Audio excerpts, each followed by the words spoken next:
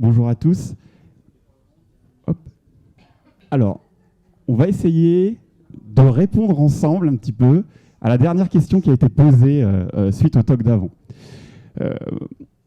Je m'appelle Kevin Dinglas, je suis cofondateur de Tilleul.coop qui a été présenté tout à l'heure par Marion, notre co-gérante, et j'étais aussi membre de la discussion Twitter que mentionnait Hélène tout à l'heure, qui a donné ce collectif On est la tech. Moi, je suis Anne Le Souef, je suis coprésidente de l'Offensive et je suis militante féministe et syndicale depuis plusieurs années. Alors pourquoi l'Offensive ? Parce que là, on essaye de structurer le collectif On est la tech de manière plus importante. Il y a des réunions qui ont lieu tous les derniers mardis du mois à Lille, à Nantes et à Paris, chez respectivement l'Offensive à Lille, Troopers à Nantes et Fairness à Paris. Et ces réunions sont accessibles en visio. Et l'une des premières décisions qu'on a faites, c'est de rejoindre cette confédération qu'on va vous présenter aussi lors de ce talk. D'abord, on va essayer de remettre un peu de contexte, de reprendre un peu de hauteur. Pourquoi c'est important qu'on soit la tech, ou en tout cas qu'on le devienne ? Déjà parce qu'il faut voir que la tech a pris le pouvoir sur l'économie mondiale. C'est maintenant la pointe avancée du capitalisme, et on a des chiffres qui le montrent, qui sont quand même assez évocateurs. En 2005, on voit quelles étaient les sociétés avec le plus de capitalisation boursière. Et c'était majoritairement des sociétés qui n'étaient pas issues du secteur technologique. En 2022, on voit que quasiment toute la liste, à part les pétroliers saoudiens, sont des boîtes du secteur de la nouvelle technologie. Et que les montants des capitalisations boursières sont démentiels. Du coup, le système actuel, parce que ceux qui ont l'argent, c'est ceux qui ont le pouvoir dans la société dans laquelle on vit, le système actuel est quand même dominé économiquement par le secteur dans lequel nous, travailleuses et travailleurs de la tech, on travaille. Toutes les entreprises, aujourd'hui, quel que soit leur secteur d'activité, elles dépendent du logiciel, elles dépendent de la technologie pour faire leur business. Il y a des gens de notre secteur d'activité partout, et c'est vraiment l'un des moteurs de l'accumulation des richesses, c'est l'utilisation de la technologie, et en particulier du logiciel. En plus de ça, il y a des boîtes comme Apple, Microsoft, Alphabet, Google, Amazon, etc., qui se sont créées ces dernières dizaines d'années, et qui sont des boîtes uniquement centrées sur la vente de produits ou de services technologiques. Ils ne font que ça, ils n'ont pas d'autres activités, ou des outils de communication, plus comme Google, Twitter, qui n'est pas dans la liste des plus gros, etc. Du coup, notre secteur d'activité a acquis une puissance économique démentielle et une puissance politique et en termes de communication qui est démentielle aussi. Et quand on prend la liste des ultra riches, des personnes les plus riches du monde, alors il y a toujours pas mal de monde qui ne sont pas issus de la tech, mais il y en a aussi beaucoup qui sont des gens qui ont fait fortune dans ce secteur d'activité-là. Alors le plus connu du moment, son nom a été déjà donné 15 fois, Elon Musk, on va y revenir un petit peu après. Alors on a vu que la tech dominait un peu le monde, et notamment le monde économique, mais sur quel monde la tech va régner ? Le bilan, il n'est pas joli. On ne va pas revenir dans le détail parce que je pense que les conférences précédentes ont bien détaillé la crise écologique dans laquelle on est et sur aussi l'urgence qu'on a à la régler. Il n'y a pas qu'une crise écologique, il y a aussi une crise sociale. Il y a un chiffre qui est assez parlant, c'est que 50% du revenu mondial est détenu par 10% les plus riches. Là, par exemple, ça fait 4 minutes qu'on a commencé la conférence. Bernard Arnault, il s'est fait 200 000 balles. Parce qu'on voit souvent les milliardaires comme lui. Alors lui, il est détestable, clairement. Il fait manger, il fait dévorer ses livreurs par des chiens. Enfin, quand même, ça, regardez les news des livreurs Amazon attaqués par des chiens parce qu'ils sont obligés de faire des tournées. On les force à franchir des barrières derrière lesquelles il y a des chiens dangereux parce qu'il faut aller vite, il faut livrer les colis. C'est quand même assez hallucinant. Mais en France, on va y revenir aussi, on a quand même aussi un sacré paquet de gens dans son type. On va pas y aller par 4 chemins. Le problème, il a un nom. C'est le capitalisme. C'est une chimère de penser qu'on va pouvoir régler le problème tout seul dans son coin, en pissant sous la douche. C'est une chimère de penser qu'on va pouvoir régler le problème sans changer de paradigme économique. Et c'est une chimère de penser que les ultra-riches vont conduire un changement dans un système qui satisfait totalement leurs intérêts. Par exemple, les ultra-riches, en fait, ils cherchent à s'adapter à la crise écologique, ils ne cherchent pas à la régler. Eux, ils inscrivent leurs gamins en Islande, comme ça ils seront protégés du réchauffement climatique. Ils construisent des fusées pour aller sur Mars quand la Terre sera plus habitable, mais il n'y aura pas de place dans la fusée pour nous. Si jamais elle marche, ce qui reste à voir. Et quand même, ces gens-là, et pour le coup des Français, Total, société bien de chez nous, c'est pas Jeff Bezos, Total savent depuis les années 70 qu'il y a un énorme problème écologique qui s'annonce avec le réchauffement climatique. Qu'est-ce qu'ils ont fait ? Ils ont payé des scientifiques pour cacher le problème. Voilà de quoi on parle quand même, et ce à quoi on fait face, et ce contre quoi on doit s'organiser si on veut clairement que la planète reste habitable. C'est un peu quand même les enjeux du moment. C'est pour prendre un peu de hauteur. Voilà. Alors, pour revenir plus proche de nos métiers et de nos préoccupations, la technologie, ça ne sert pas qu'à ça, et ça n'a pas servi historiquement que à créer Google, Amazon, Facebook, etc. Depuis le départ du mouvement du logiciel, et en particulier du mouvement du logiciel libre, il y a des gens qui se sont servis de la technologie pour essayer de rendre le monde meilleur, pour essayer de créer des biens communs non commerciaux, non partageables. C'est tout le mouvement du logiciel libre, le mouvement des communs, Wikipédia, Creative Commons, créé par Aaron Swartz, bizarrement mort. Bon, vous connaissez probablement l'histoire. Et il y a des gens comme ça qui pensent qu'on peut utiliser la technologie pour en faire quelque chose de commun, de meilleur, et qui ont donné des outils comme WordPress, un outil qui a été créé par, à la base, des bénévoles, qui donne une puissance de communication énorme à des gens qui ne l'auraient pas eu sans ces technologies-là. Tout à l'heure, vous avez vu la conférence sur Wikitrans. Un site comme ça n'aurait pas pu exister sans la philosophie, sans les idées des personnes qui ont développé les infrastructures de base de toute l'économie moderne. Parce qu'il faut bien comprendre que Google, Amazon, etc., comment ils ont fait fortune ? En exploitant, en réutilisant des technologies généralement issues du logiciel libre, Linux, le projet GNU, etc., et en s'accaparant ces biens communs pour en faire quelque chose qui est pas très très reluisant. Ces outils, ces communs, ce logiciel libre qui était vraiment l'idéologie de base quasi libertaire, presque communiste, comme certains ont dit tout à l'heure, qui régissait une grande partie du mouvement de la tech. Moi, quand j'ai commencé le développement, c'était vraiment le truc dominant. Tout le monde voulait faire du logiciel libre, etc. Ça a été repris par quelques boîtes qui ont d'abord surfé là-dessus, qui ont attiré plein d'ingénieurs et de développeurs très compétents en disant « Nous, on va changer le monde, don't be evil, on est Google, on est super sympa, on va rendre le monde plus horizontal, plus égalitaire, plus démocratique, etc. » Et ils en ont fait quoi ? Ils ont voulu faire de l'argent. À un moment, comment on fait de l'argent ? En surveillant les gens, pour leur envoyer de la publicité qui ne sert à rien si ce n'est leur faire vendre des choses dont ils n'ont pas besoin, alors qu'il faut justement, comme c'était expliqué juste avant par Benjamin, produire moins, produire mieux, arrêter de changer de téléphone tous les 2 mois. Donc voilà, c'est vraiment, ça sert à faire l'inverse. Et je ne vous parle même pas des sociétés de cybersécurité israéliennes, des espions qui servent à réprimer tout mouvement de contestation qu'on a dans nos poches avec les smartphones, etc. Ils ont créé des plateformes qui étaient à la base très intéressantes, qui ont permis à des minorités, c'était le slogan du web du départ, partager les connaissances. Tim Berners-Lee, le créateur du web, dit j'ai créé un outil qui sert aux minorités et aux dominés à pouvoir s'exprimer. C'était vraiment l'esprit dans lequel a été créé cet outil-là. Et c'est un peu l'esprit du début des réseaux sociaux. Sauf que maintenant, alors je vous parle encore une fois d'Elon Musk, même avant, c'était pas glorieux, Zuckerberg, c'est pas beaucoup mieux. C'est utilisé pour quoi ? C'est utilisé pour faire de la pub, pour manipuler les opinions publiques, pour invisibiliser les résistances, pour censurer tous les comptes de gauche, etc.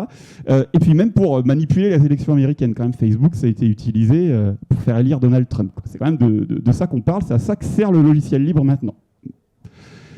Et les technologies les plus avancées, on a eu un talk ce matin sur les algos, les IA, etc. Elles sont majoritairement utilisées, non pas pour rendre le monde plus juste, pour essayer de lutter contre les problèmes écologiques, etc. Ils sont majoritairement utilisés pour essayer de faire toujours plus d'argent en exploitant au maximum les salariés qui sont généralement les plus précaires, des personnes racisées, des femmes, etc. En particulier les livreurs Deliveroo, les chauffeurs Uber, toutes les personnes qui doivent entraîner ces intelligences artificielles. Et du coup, vraiment, cette technologie, elle est utilisée pour quoi ? Eh bien, pour faire le mal, quoi. C'est vraiment l'inverse du slogan de Google de base. Est-ce que le problème, c'est l'outil ?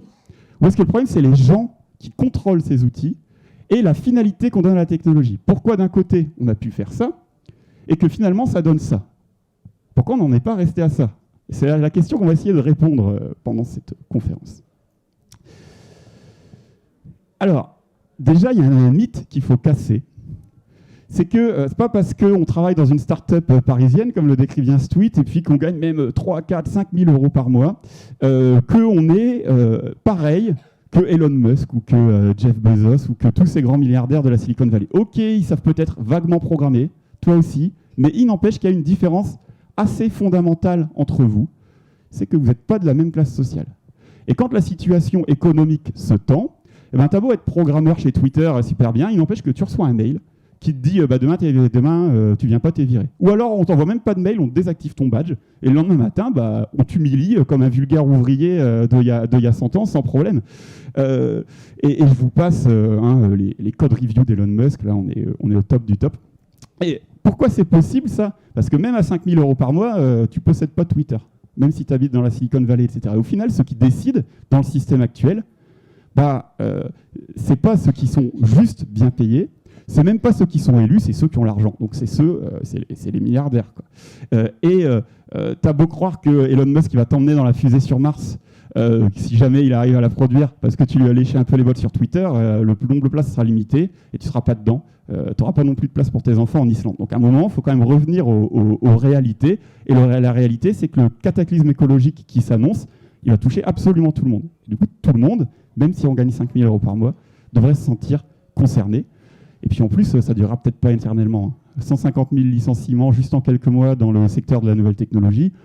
On ne sait pas ce que ça va donner à terme, mais rien ne dit que vous serez toujours les salariés ou employés privilégiés qu'on peut être en ce moment. Alors, bien sûr, il y a pas mal de monde qui n'y croit plus au fait que Google, Amazon, Facebook, etc. vont rendre le monde meilleur, utiliser la technologie pour émanciper les gens, etc.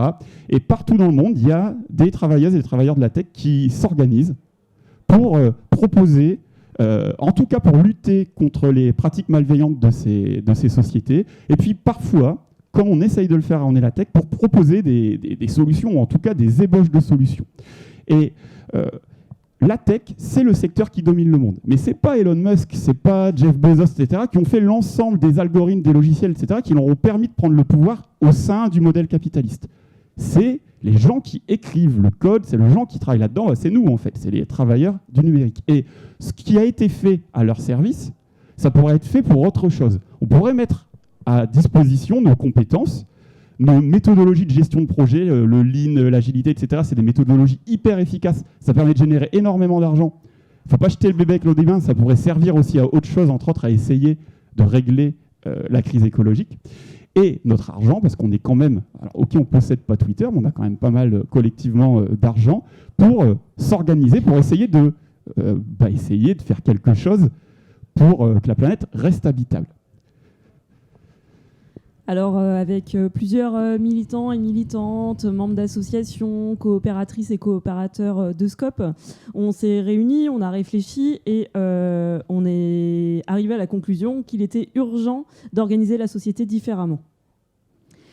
Cette société désirable, elle devrait être une société d'écologie sociale. L'écologie sociale, c'est un concept qui a été développé par un philosophe américain, Murray Bookchin. C'est inspiré du marxisme et de l'anarchisme et du syndicalisme révolutionnaire également. Bookchin a fait le constat que l'exploitation et la domination de la nature est liée aux exploitations et dominations qu'il y a au sein de la société humaine. En gros, c'est comme on le disait tout à l'heure, la crise écologique, elle est liée au capitalisme. Son objectif, c'est de vivre mieux en accord avec la nature. Pour ça, il faut réorienter radicalement la production. Il faut répartir équitablement les ressources et les richesses. Et il faut aussi permettre aux individus de développer leur vie sociale et leur vie politique pour prendre part aux décisions dans la société. Alors, une société d'écologie sociale, quelle forme elle prendrait ? Elle prendrait la forme d'une confédération de communes décentralisées mais liées entre elles. Et ces communes seraient administrées dans le cadre de la démocratie directe. La meilleure échelle pour mettre en place la démocratie directe, c'est l'échelle locale. On sait que l'économie est globalisée, on sait qu'il faudra prendre le pouvoir partout. Et c'est pour ça que la Confédération est intéressante, parce qu'elle offre des outils, des mécanismes pour se coordonner et agir au niveau global. Alors, pour restructurer l'économie, améliorer la vie sociale de tout le monde, il faut viser l'épanouissement de toutes et tous. Et pour ça, il faut en finir avec toute forme de domination. Bon, vous allez nous dire, c'est bien joli tout ça, mais comment est-ce qu'on passe à l'offensive ? Alors, on met en place une stratégie de double pouvoir. On fédère les initiatives déjà existantes, on en crée de nouvelles, on expérimente notre projet de société d'écologie sociale, on accroît notre influence sur une zone géographique, dans une branche d'industrie, la vôtre par exemple, et on conquiert des territoires. Ces initiatives, elles doivent être coordonnées, c'est là qu'intervient l'offensive. On doit se doter de moyens de financement et se doter d'une réelle solidarité entre les structures.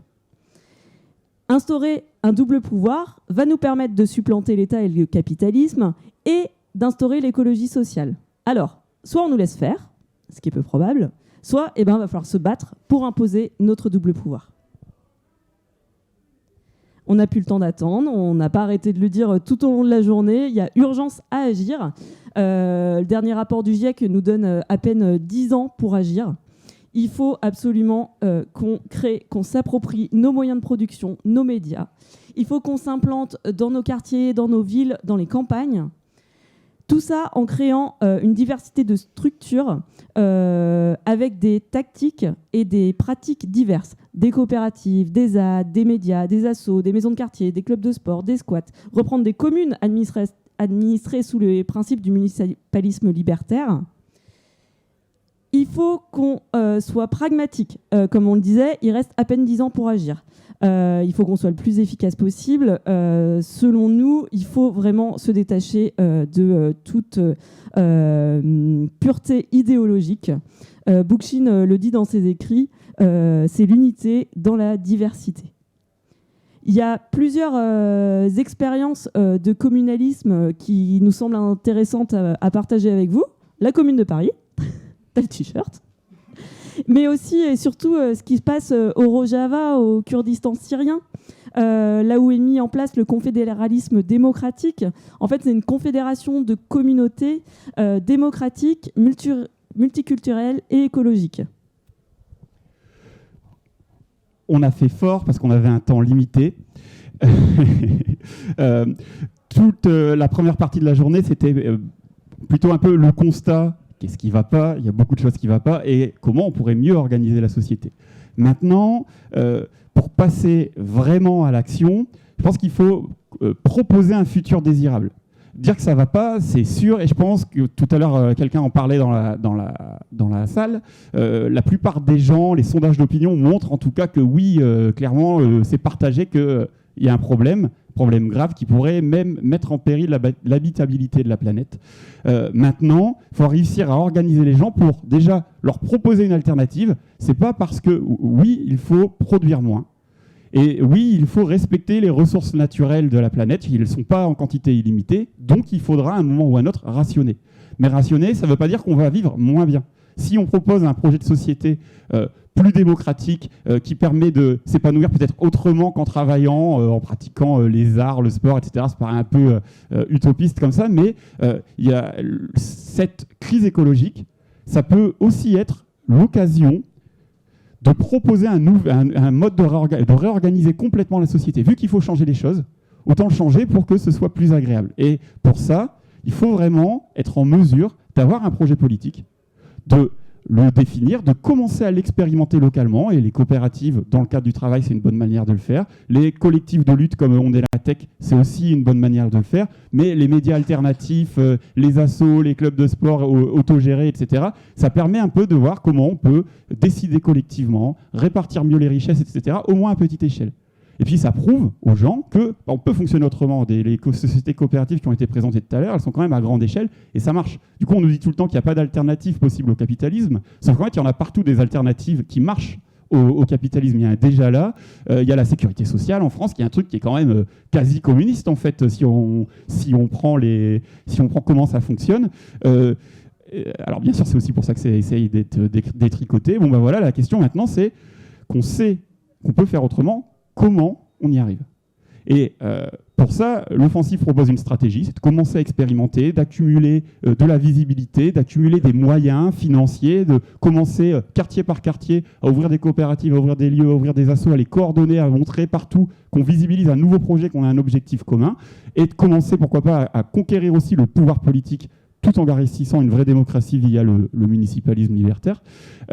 C'est un projet qui est expérimental. Tout à l'heure, j'aimais beaucoup dans la conférence sur Wikitrans le fait de dire bon, on commence petit, puis ensuite on fait des itérations, puis on améliore le truc. Bon, c'est vraiment l'idée de ce projet-là, c'est commençons à notre échelle. Là, la révolution mondiale pour mettre en place l'écologie sociale, ça va être compliqué vu à quoi on s'affronte. Par contre, ça se construit.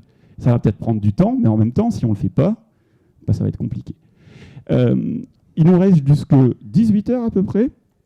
Normalement, on va peut-être gratter un peu de temps.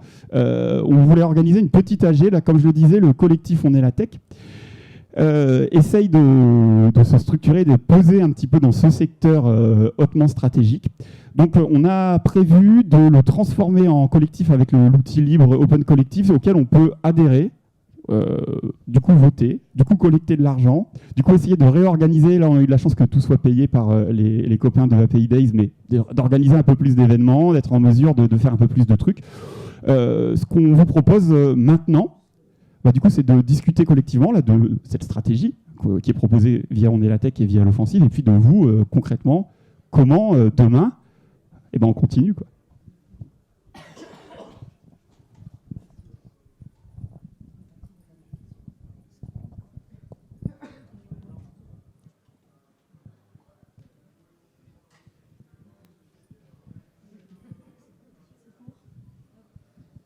Bonjour Thomas, d'abord merci, franchement merci pour ta conf, ça fait vraiment plaisir. Je pense que tu as bien dit... Conf, on est deux. Hein. Pardon, excuse-moi, je suis vraiment désolé. Je pense que vous avez nommé le premier problème qui est le capitalisme, et je milite depuis quelques temps et c'était pas possible de dire qu'on était anticapitaliste il y a encore quelques années, et aujourd'hui on peut le dire à des endroits comme ça, et donc il y a un changement dans l'esprit des gens, et quand on parle d'écologie, qu'on dit que le capitalisme va détruire notre planète et donc notre vie, ça commence à être entendu et entendable, et ça fait vraiment chaud au cœur. Je voulais juste te dire, dans les coopératives qui se mettent en place, tu as parlé de plusieurs trucs, et les syndicats, moi je suis syndicaliste à Sud, Solidaire Informatique, qui est un syndicat de lutte qui s'assume anticapitaliste, qui prône l'autogestion au maximum et qui se passe dans les boîtes. Monter un syndicat, c'est pas compliqué, et c'est le premier travail qu'on peut faire. Bien sûr, le travail municipal, et pour mettre en place un municipalisme libertaire, il y a vraiment des choses à faire là-dessus, et être fort sur son terrain, c'est important. Mais être fort dans sa boîte, c'est aussi hyper... un avis hyper intéressant, et tu peux avoir obtenir des résultats rapidement. Aller envoyer chier un manager qui nous emmerde sur les horaires ou sur des trucs comme ça, quand on est 2 ou 3 organisés dans une boîte, c'est hyper efficace, c'est hyper satisfaisant, et c'est une première victoire. Et tu parlais d'avoir des petites victoires, quand on est 2 ou 3 et que c'est pour l'instant juste un channel sur Slack ou juste un channel sur Mattermost où on s'organise, où on se dit ok, lui nous emmerde, on peut lutter sur le capitalisme là-dessus, sur un truc, c'est déjà une toute première forme de licence. Et on commence par là, et au départ, on en a marre de se lever à je sais pas quelle heure le matin et d'écouter le manager qui nous emmerde. Et puis après, on peut aller grappiller d'autres trucs, aller faire chier pour les augmentations, aller dire ouais, mais attends, l'actionnaire il a gagné plus cette année alors que l'inflation elle attend, donc on va peut-être reparler une deuxième fois, une troisième fois, une quatrième fois, jusqu'à temps d'imposer un rapport de force. Donc si ça vous intéresse, donc premier truc, syndiquez-vous, que ce soit solidaire, je crois qu'il y a d'autres gens, la CNT, où il y a plein de syndicats formidables, un peu moins la CFDT. N'hésitez pas, organisez-vous dans votre boîte, c'est très facile d'avoir des victoires et ça donne de la motivation pour la suite. Voilà.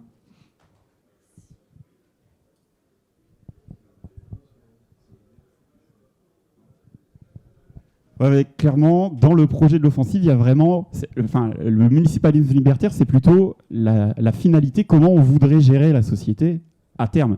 Après, là, le but dans la stratégie, c'est plutôt de multiplier toutes les initiatives sur tous les pans de la société, de faire feu de tout bois, et par contre de les coordonner. C'est-à-dire que dans l'offensive, il y a pas mal de gens de Solidaire et pas mal de gens de la CNT, bizarrement, les deux que tu as cités. La forme syndicale, la forme coopérative, la forme d'assaut, etc. Le but, c'est plutôt de créer des solidarités entre elles et puis de visibiliser aussi qu'à un moment, les gens qui militent dans le syndicat, ils sont coordonnés avec les gens qui travaillent dans le bar coopératif du coin, ils sont coordonnés avec les gens qui font la radio associative militante du même quartier, et à un moment, de faire en sorte que cette coordination, ce soit aussi une manière de faire grossir tout ça. Tu vois. Mais bien sûr, syndiquez-vous. Oui, bonjour camarades de Solidaire. J'avais envoyé un mail sur la liste Île-de-France et personne n'a répondu pour organiser une table ronde syndicale, donc c'est pas grave. Voilà, au moins c'est fait. Mais on va régler ça pour l'année prochaine s'il y a une autre conférence. Moi, je voulais aussi reprendre un truc que ma collègue Hélène, qui est dans le tas là-bas, avait dit à une conférence chez les Tilleuls. Je pense qu'on a un pouvoir assez fou en tant que développeur et développeuse de la tech, c'est de démissionner. Donc ne vous emmerdez plus avec vos boîtes à la con, partez. Parce que comme on le répète depuis le début de la journée, vous êtes il y a le plein emploi pour l'instant. Je touche du bois, j'espère que ça va durer. Et que je pense que des micro-concessions qu'on a toujours à faire en disant « Oui, ma boîte elle est quand même cool, je gagne 80K par an, etc. » Non, arrêtez quoi. Démissionner et tout va bien quoi. Il y a des coopératives, s'il n'y en a pas assez, il faut en monter. Et je continue à dire, je suis parti d'une coopérative aussi. Il en manque en France. Donc on va arrêter de créer des coopératives en Ile-de-France parce qu'il y en a plein. On va arrêter de créer des coopératives dans le Nord parce qu'il y a déjà les Tilleuls. Mais par contre, il y a tout le sud-ouest qui leur manque. Et nous, chaque fois qu'on a des personnes qui viennent nous trouver pour dire oui, on a envie de bosser dans des coopératives, on ne sait pas trop où aller, en fait, il y a un désert, quoi. Donc je pense qu'il faut étendre le maillage. Monter une coopérative avec leur scope, c'est pas très long. Voilà, donc continuez. Et si vous avez besoin d'un coup de main, appelez-nous, quoi. Donc voilà. Nous, on n'a pas envie je vais arrêter là, on n'a pas envie de faire de la concurrence, on a plutôt envie qu'il y ait plus de coopératives. On est là, donc allez-y, quoi. Trouvez-vous 2 copains et voilà, faites-le, quoi. C'est clair que vous travaillez dans un secteur en fait, qui vous permet de... se syndiquer, c'est indispensable. Mais vous pouvez aller même au-delà, quoi. Vous pouvez démissionner, vous pouvez créer des coopératives, vous pouvez détenir vos moyens de production. Et ça, moi, je trouve ça quand même hyper cool, quoi. Puis ça donne des possibilités militantes qui sont peu exploitées. À Lille, l'offensive là, a ouvert un local qui est partagé entre toutes les structures qui veulent s'impliquer dans ce projet-là. Bon, clairement, le local, il est payé. Il y a eu un gros engouement, donc il y a une collecte, un truc open collective. Il y a pas mal d'argent qui est collecté auprès des gens, mais il y a 2 sociétés coopératives, 2 de la tech, bizarrement, qui ont décidé de participer. Il y en a qui ont pris des locaux dedans et il y en a d'autres qui ont décidé de participer à l'ouverture de ce local qui est vraiment grand au centre-ville de Lille, etc. Et ils payent une grosse partie du loyer, quoi. Et donc ça sert, le fait de travailler comme ça dans ce type de structure qui rapporte de l'argent, ça ouvre aussi des possibilités militantes assez importantes. Ce local-là à Lille, il n'existerait pas s'il n'était pas payé en partie par ces sociétés coopératives. S'il n'existait pas, ça nuirait à l'ensemble de l'écosystème militant qui peut utiliser ces locaux partagés et compagnie. Autre exemple, je ne sais pas si j'ai le droit de le dire si c'est filmé, mais bon, tant pis. Chez nous, au Tilleul, quand il y a eu la réforme des retraites, là, où qui a donné le collectif On est la tech, on a fait une AG, comme Marion vous l'a expliqué tout à l'heure. On a dit, nous, ça ne nous concerne effectivement pas directement, quoi qu'un jour, on aimerait bien être retraité, on verra. Mais qu'est-ce qu'on peut... Mais en tout cas, c'est un des derniers acquis sociaux qui nous reste. Qu'est-ce qu'on peut faire pour le défendre ? Et ce qu'on a décidé, c'est de permettre à tout le monde, sur les jours de manifestation, d'y aller, en fait, de les inciter, et que les jours de grève soient payés. Et pareil, quand tu fais ça, et là on l'a fait à notre échelle, mais ça donne une capacité d'action, les gens du coup deviennent salariés, payés pour militer, pour développer le mouvement, etc. Les syndicats ont des caisses de grève, etc. Il faut développer ça, il faut plus d'argent encore. Mais ce type d'organisation qui est assez facile à mettre en œuvre dans notre secteur, les moyens financiers que ça donne, ça permet quand même de faire des trucs d'une autre échelle, quoi.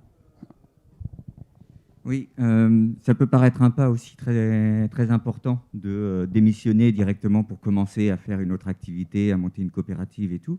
Il y a d'autres manières de faire, soit par exemple passer en temps partiel pour se dégager du temps, ou alors même s'organiser en association, en collectif, et s'engager à faire des activités sur lesquelles on est bon, on est compétent, mais que ce soit sur de l'hébergement, sur la fourniture d'accès à Internet, sur du développement. Vous pouvez rejoindre des structures qui sont déjà engagées sur des sujets qui vous intéressent et qui ont besoin d'assistance numérique. Vous pouvez développer des outils qui vous paraissent utiles pour des choses. Et puis, de par votre activité, les liens que vous allez faire, vous pouvez du coup imaginer monter une association, vous pouvez imaginer transformer une association en SCIC. Il y a plein de manières en fait de faire et de croître et d'appuyer le mouvement et d'avancer comme ça.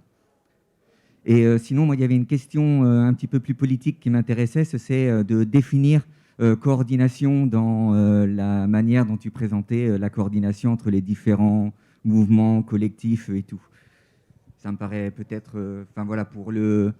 pour imaginer un petit peu comment faire le contact avec tout ce qui existe déjà en termes de militance, ça peut être intéressant. En fait, sur la coordination, c'est un fonctionnement confédéral, c'est-à-dire que chaque structure aura son autonomie, donc son autonomie organisationnelle, décisionnelle, etc., et mandatera des représentants, donc avec mandat impératif révocable, qui ira, alors pour l'instant, je ne sais pas à quelle échelle va se faire la confédération, sûrement à l'échelle nationale, qui ira à l'Assemblée nationale de la confédération pour prendre les décisions qui concernent toute la confédération. Ouais, l'idée vraiment pour l'instant, c'est il y a déjà une dizaine de structures là, peut-être un peu plus, qui ont. Alors c'est vraiment un projet, ça on l'a pas dit peut-être, mais c'est un projet tout nouveau, l'offensive. C'est à moins d'1 an. Enfin, c'est un truc qui est en cours de création, quoi. Oui, et surtout la confédération est vraiment en cours de création là. Là, il y a des groupes locaux qui se sont créés, mais c'est vrai qu'au niveau confédéral, le travail est encore en cours. Et du coup, l'architecture qui est prévue pour l'instant, mais encore une fois qui est évolutive, ça se fera avec les gens qui vont venir dedans, quoi.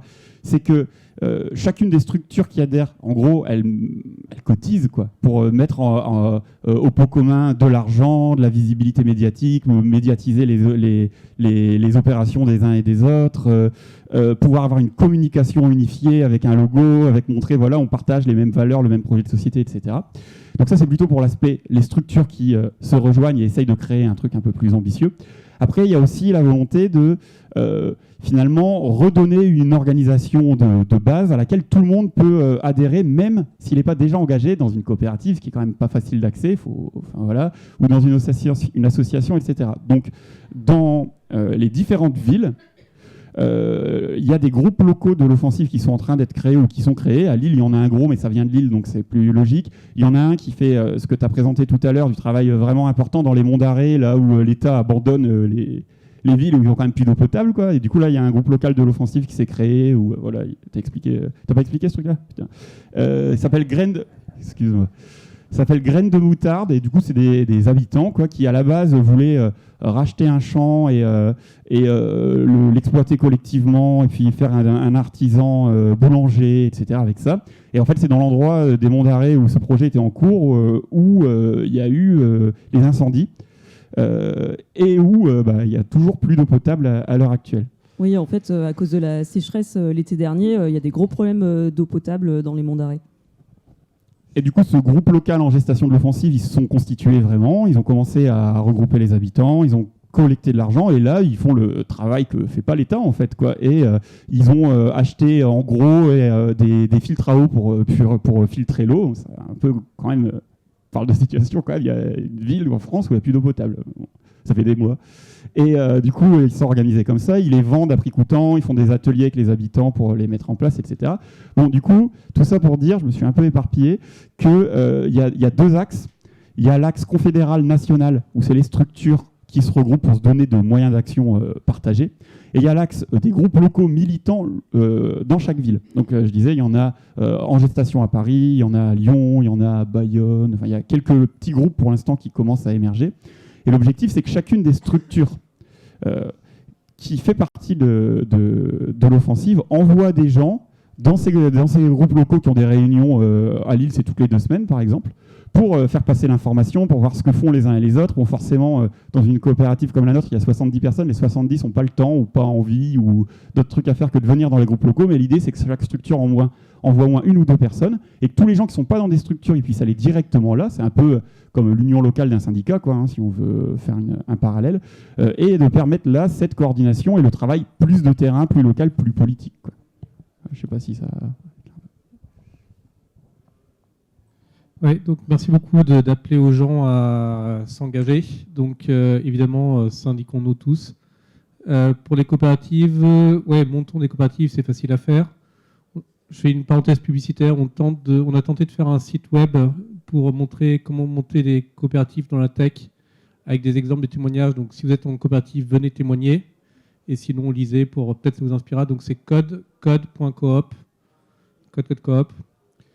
Et sinon, sur qu'est-ce qu'on peut faire nous comme responsabilité, je pense à tous les mouvements sociaux, etc. Donc on a la tech, par exemple, avait fait un bandeau qu'on a mis sur des sites, parfois sur des sites gouvernementaux, donc on était assez contents.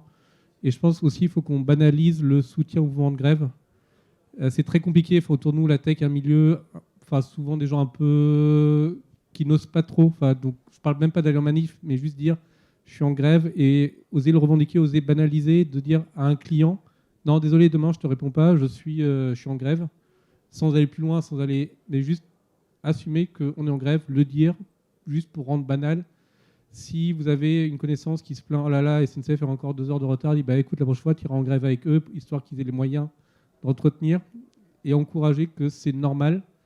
Et je pense que dans certains milieux sociaux, ça peut faire de bien de voir des gens qui font des boulots de bureau bien payés soutiennent les mouvements sociaux aussi.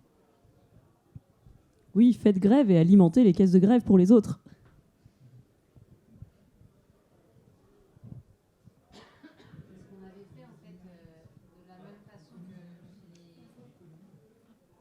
De la même façon que chez les tilleuls, vous aviez autorisé en fait, à prendre un jour pour aller manifester tout en gardant un salaire plein. Nous, ce qu'on avait fait chez Fairness, on avait décidé de faire pareil, en fait, de ne pas couper les salaires. Et par contre, c'était à chacun de décider de ce qu'il allait faire, de quelle caisse de grève et quelle était la caisse de grève à laquelle il voulait effectivement verser sa journée de travail.